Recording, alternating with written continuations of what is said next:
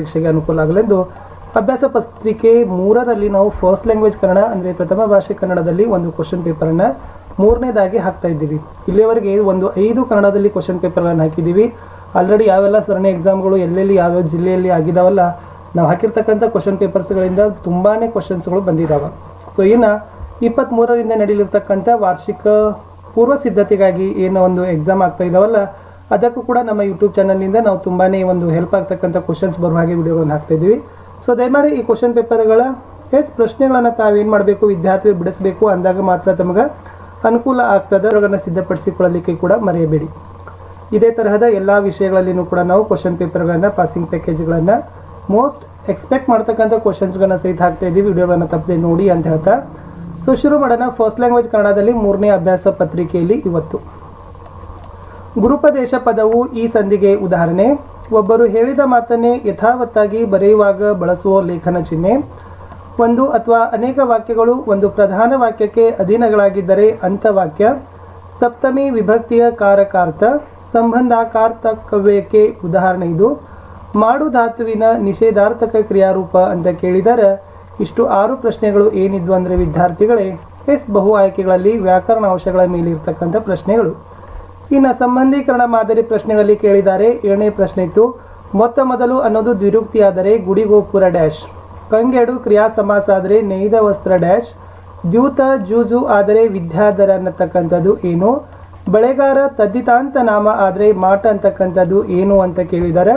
So ಮೊದಲೆರಡು ಪದಗಳ ಸಂಬಂಧವನ್ನು ಗ್ರಹಿಸಿ 3ನೇ ಪದದ ಸಂಬಂಧವನ್ನು ತಾವೇನು ಮಾಡಬೇಕಿತ್ತು, ಬರಿಬೇಕಿತ್ತು. ಇನ್ನು ವಿದ್ಯಾರ್ಥಿಗಳೇ ನಾವುಗಳು ಒಂದಂಕದ ಪ್ರಶ್ನೆಗಳಿಗೆ ಹೋಗೋಣ. ಒಂದಂಕದ 7 ಪ್ರಶ್ನೆಗಳಲ್ಲಿ ಪ್ರಶ್ನೆ 11 ಬಂತು. ಯಾವುದು ಎಂದೆಂದು ನಮ್ಮ ಆದರ್ಶವಾಗಿರಬೇಕು. ಪ್ರಶ್ನೆ 12, ಇಂದಲ್ಲ ನಾಳೆ ಫಲ ಕೊಡುವ ಅಂಶಗಳಾವವು. ಪ್ರಶ್ನೆ 13, ಧರ್ಮ ಎಂದು ನಮ್ಮ ಪರಂಪರೆ ಯಾವುದನ್ನು ಒಕ್ಕಣಿಸಿದೆ. ಪ್ರಶ್ನೆ 14, ದುಷ್ಟ ಬುದ್ಧಿಯು ತನ್ನ ಬೆಳಗಿನ ಹೊತ್ತನ್ನು ಹೇಗೆ ಕಳೆದನು. ಪ್ರಶ್ನೆ 15 ಇತ್ತು, ಯಾವುದನ್ನು ಎಚ್ಚರದಲ್ಲಿ ಮುನ್ನಡೆಸಬೇಕು. ಪ್ರಶ್ನೆ 16, ದಿನಪಸುತ ಎಂದರೆ ಯಾರು.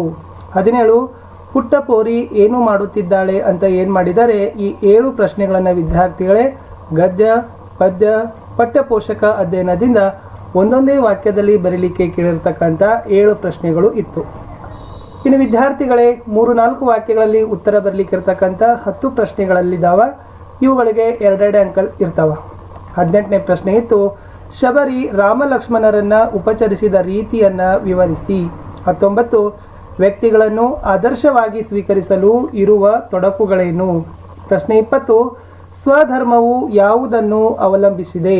ಪ್ರಶ್ನೆ 21, ಧರ್ಮಾಧಿಕರಣರು ವಟವೃಕ್ಷಕ್ಕೆ ಏನು ಹೇಳಿದರು. 22, ಹಡಗನ್ನು ಯಾವುದರ ಬೆಳಕಿನಲ್ಲಿ ಮುನ್ನಡೆಸಬೇಕಿದೆ. 23, ದೃಪದನು ದ್ರೋಣರಿಗೆ ಗರ್ವದಿಂದ ಹೇಳಿದ ಮಾತುಗಳು ಯಾವುವು. 24, ಅಂದವಾದ ಬರವಣಿಗೆಯ ಬಗ್ಗೆ ಗಾಂಧೀಜಿಯವರ ಅಭಿಪ್ರಾಯವೇನು. ಪ್ರಶ್ನೆ 25, ಜಲಿಯನ್ ವಾಲಾಬಾಗ್ನಲ್ಲಿರುವ ಒಕ್ಕಣೆ ಏನು. 26, ಸ್ವದೇಶಿ ಆರ್ಥಿಕತೆ ಬಲಪಡಿಸಲು ಹಬ್ಬಗಳಲ್ಲಿ ವಿದೇಶಿ ವಸ್ತುಗಳನ್ನೇ ಬಳಸಲು ಪ್ರಾರಂಭಿಸಬೇಕು. ಈ ಕುರಿತು ನಿಮ್ಮ ಅಭಿಪ್ರಾಯವೇನು. ಕಡೆ ಪ್ರಶ್ನೆ ಇತ್ತು, ಮುದ್ದಣ್ಣ ಕವಿ ಲೇಖಕರಿಗೆ ಏನೆಂದು ಸಲಹೆ ಕೊಟ್ಟರು ಅಂತಕ್ಕಂಥದ್ದು 2 ಅಂಕದ ಪ್ರಶ್ನೆಗಳಿದ್ದಾವೆ. ಒಟ್ಟು 10ಗಳಿದ್ದಾವೆ. ಇವುಗಳು ಸಹಿತ ಗದ್ಯ, ಪದ್ಯ ಮತ್ತು ಪಠ್ಯಪೋಷಕ ಅಧ್ಯಯನದಿಂದ ಆರಿಸಿದ್ದಾರೆ. ಇನ್ನು ಕವಿ ಸಾಹಿತಿಗಳ ಪರಿಚಯಗಳಲ್ಲಿ ನಿಮಗೆ ಪೂತಿನ ಮತ್ತು ಕುವೆಂಪು ಅವರ ಬಗ್ಗೆ ಕೇಳಿದ್ದಾರೆ. ಅವರ ಒಂದು ಜನ್ಮಸ್ಥಳ, ಜನ್ಮಕಾಲ, ಕೃತಿ, ಬಿರುದು ಮತ್ತು ಪ್ರಶಸ್ತಿಗಳನ್ನು ವಾಕ್ಯ ರೂಪದಲ್ಲಿ ಬರೀಬೇಕು. ಇನ್ನು ಕೆಳಗಿನ ಪದ್ಯ ಭಾಗಕ್ಕೆ ಪ್ರಸ್ತಾರವನ್ನು ಹಾಕಬೇಕು, ಘನ ವಿಭಾಗ ಮಾಡಬೇಕು, ಛಂದಸ್ಸಿನ ಹೆಸರುಗಳನ್ನು ಹೇಳಬೇಕು. ಪ್ರಶ್ನೆ 31, ಅಲಂಕಾರ ಹೆಸರಿಸಿ ಲಕ್ಷಣವರೆದು ಸಮನ್ವಯಗೊಳಿಸಬೇಕಿತ್ತು. ಅಚ್ಚೋದ್ದ ಸರೋವರ ಉತ್ರೈಲೋಕಕ್ಷ ಲಕ್ಷ್ಮಿಯು ತನ್ನ ಸೌಂದರ್ಯವನ್ನು ನೋಡಲು ಮಾಡಿಟ್ಟ ರನ್ನಗನ್ನಡಿಯೋ ಎಂಬಂತೆ ಶೋಭಿಸಿತು ಅಂತ ಇದೆ. ಅಂತ್ಯ ಅಂದರೆ ಇದು ಉಪಮಾಲಂಕಾರ ಅಂತಲೇ ಬರ್ತದೆ. ಇನ್ನು ಗಾದೆ ಮಾತು ವಿಸ್ತರಿಸಬೇಕಾಗಿತ್ತು. ಆಳಾಗಬಲ್ಲವನು ಅರಸನಾಗಬಲ್ಲನು, ಹೆತ್ತ ತಾಯಿ ಹೊತ್ತ ನಾಡು ಸ್ವರ್ಗಕ್ಕಿಂತ ಮಿಗಿಲು ಅಂತಕ್ಕಂಥ ಗಾದೆ ಮಾತುಗಳನ್ನು ಅವುಗಳ ಮಹತ್ವದೊಂದಿಗೆ ವಿಸ್ತರಿಸಿ ಬರಿಬೇಕಿತ್ತು. ಸಂದರ್ಭ ಸಹಿತ ಸ್ವಾರಸ್ಯ ಬರಿಬೇಕಿತ್ತು. ಪ್ರಶ್ನೆ 33, ತಾವು ಕಡಿಮೆ ಮಾತನಾಡಿದ್ದೀರಿ, ಹೆಚ್ಚು ಕೆಲಸ ಮಾಡಿದ್ದೀರಿ. ಸಂಪತ್ತು ಸಿಕ್ಕಿತು ಎಂದ ಮಾತ್ರಕ್ಕೆ ಸುಖ ಉಂಟೆ. ಈ ಸಮಷ್ಟಿ ಮನಸ್ಸಿನಲ್ಲಿ ಎಲ್ಲರೂ ಇರುತ್ತಾರೆ. 36, 4 ಮಂದಿ ಕಡಿದು ಸತ್ತರೋ ಹಲಗಲಿ ಬಂಟರನ್ನ ಜನಕ. ಎಸ್ ರವಿ ಸುತನ ಕಿವಿಯಲ್ಲಿ ಬಿತ್ತಿದನು ಭಯವು, ಪಾಂಡವರೊಳಿರೆದು ಛಲಮನಿ ಮೆರವೆಂ ಅಂತಕ್ಕಂಥದ್ದು. ಸೊ ಎಷ್ಟು 6 ವಾಕ್ಯಗಳಿದ್ದಾವೆ. ಸೊ 6 ವಾಕ್ಯಗಳಿಗೆ ಸಂದರ್ಭ ಸಹಿತ ಸ್ವಾರಸ್ಯಗಳನ್ನು ತಾವುಗಳು ಆಯ್ಕೆಯಾಗಿರ್ಬೋದು, ಸಂದರ್ಭ ಆಗಿರ್ಬೋದು, ಸ್ವಾರಸ್ಯ ಇವುಗಳನ್ನು ಏನು ಮಾಡಬೇಕು, ಹಂತ ಹಂತವಾಗಿ ಬರೆದ್ರೆ ಒಂದೊಂದಕ್ಕೆ 3 ಅಂಕಗಳನ್ನೇ ಕೊಡ್ತಾರೆ.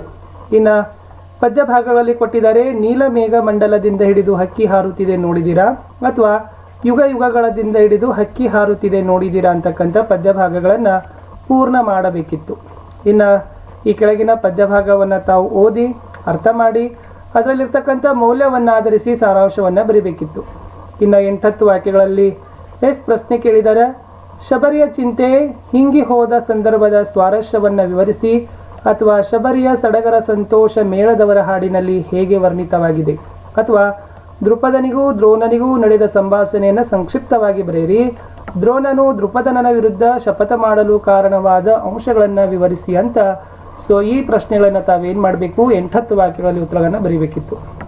ಇನ್ನು ವಿದ್ಯಾರ್ಥಿಗಳೇ, ಈ ಗದ್ಯ ಭಾಗವನ್ನು ಚೆನ್ನಾಗಿ ಓದಿ ಇಲ್ಲಿರ್ತಕ್ಕಂಥ 2 ಪ್ರಶ್ನೆಗಳಿಗೆ ಉತ್ತರಗಳನ್ನು ಬರೀಬೇಕಿತ್ತು. ಫಸ್ಟ್ ಇತ್ತು, ಸಮಕಾಲೀನ ಸಂದರ್ಭದಲ್ಲಿ ಸಾಮಾಜಿಕ ನ್ಯಾಯದ ಪರಿಕಲ್ಪನೆ ಮೂಡಿಸಲು ವಚನ ಸಾಹಿತ್ಯದ ಔಚಿತ್ಯವೇನು. 2ನೇದು, ವಚನ ಸಾಹಿತ್ಯವು ಸರ್ವರ ಏಳಿಗೆಗೆ ಹೇಗೆ ನಾಂದಿಯಾಯಿತು ಅಂತ ಕೇಳಿದ್ದಾರೆ.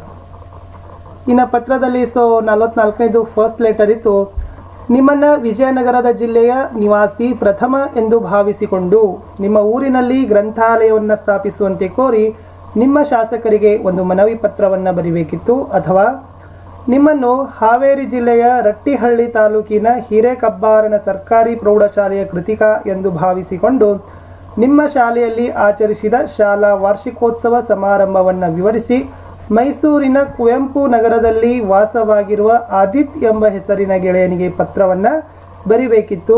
ಸೊ ಇದು ಮೋಸ್ಟ್ ಆಗಿರ್ತಕ್ಕಂಥದ್ದೇ ಇತ್ತು. ಇನ್ನು ಕಡೆಗೆ ವಿದ್ಯಾರ್ಥಿಗಳೇ ಪ್ರಬಂಧ ಕೊಟ್ಟಿದ್ದಾರೆ. 15 ವಾಕ್ಯಗಳಿಗೆ ಮೀರದಂತೆ ಬರಿಬೇಕಿತ್ತು. ನಿಮ್ಮ ಶಾಲೆಯ ಈಕೋ ಕ್ಲಬ್ನ ಕಾರ್ಯಚಟುವಟಿಕೆಗಳು ಮತ್ತು ಅಂತರ್ಜಲ ಸಂರಕ್ಷಣೆಯ ಮಹತ್ವ ಅಂತಕ್ಕಂಥದ್ದು.